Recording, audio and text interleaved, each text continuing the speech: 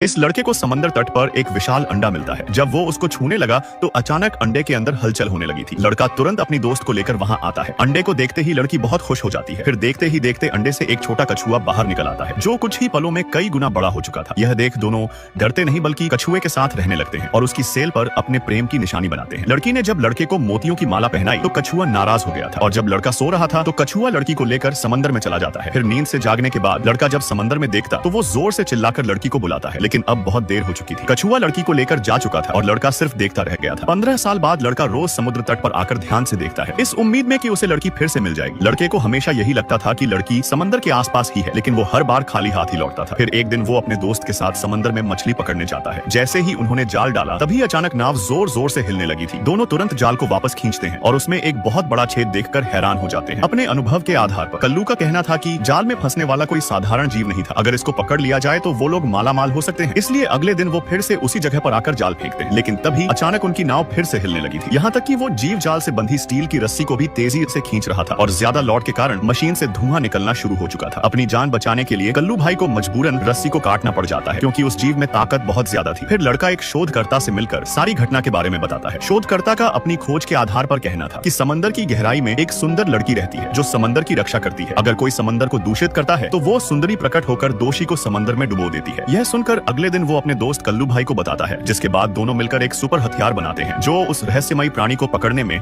मदद करेगा। सुपर हथियार के साथ अगले दिन दोनों वापस समंदर में आते हैं। फिर कल्लू भाई ऑक्सीजन टैंक पहनकर सुपर हथियार के साथ पानी में कूद जाता है। पानी के अंदर लक्ष्य मिलते ही कल्लू भाई ने सुपर हथियार चला दिया था, लेकिन समंदर में बहुत अंधेरा था, जिससे कल्लू भाई को लगा कि उसका निशाना खाली जा चुका है। इसलिए वो वापस नाव पर लौट आता है, लेकिन उसे नहीं पता था कि उसका निशाना सही लग चुका था। और जब दोनों वापस घर लौटने लगते हैं तभी उन्हें पानी की सतह पर कुछ अजीब आता हुआ दिखाई देता है। जब उन्होंने ध्यान से देखा तो यह वही विशाल कछुआ था जिसको यह लोग खोज रहे थे। तभी कल्लू भाई हथियार से कछुए पर हमला कर देता है। कछुआ उसके जाल में फंसा हुआ था। कल्लू भाई तुरंत फोन करके और शिकारी को बुलाता है। देखते ही देखते शाम हो गई थी। लड़का जब बाहर खड़ा था तभी एक लड़की उसके पीछे आती है। उसने मुड़कर देखा तो यह लड़की उसके बचपन का प्यार था, जिसको देखकर लड़का बहुत खुश हो जाता है। उसे पता चला कि उसकी प्रेमिका समंदर की देवी है और विशाल कछुआ उसका वाहन था जो उन्होंने बचपन में देखा था। तभी वहां पर एक हेलीकॉप्टर आता है जिसमें शिकारी कछुए को पकड़ने आए थे, लेकिन कछुए का आकार देखकर उनकी पेंट गीली हो जाती है। तभी कछुए ने हेलीकॉप्टर को तोड़ दिया था, जिसकी आवाज सुनकर कल्लू भाई जाग जाता है। फिर विशाल कछुए ने उसकी नाव को भी पलट दिया था। लड़के को एक बोट मिल चुकी थी जिस पर कल्लू भाई लटका हुआ था। तभी कछुआ वहां पर आता है,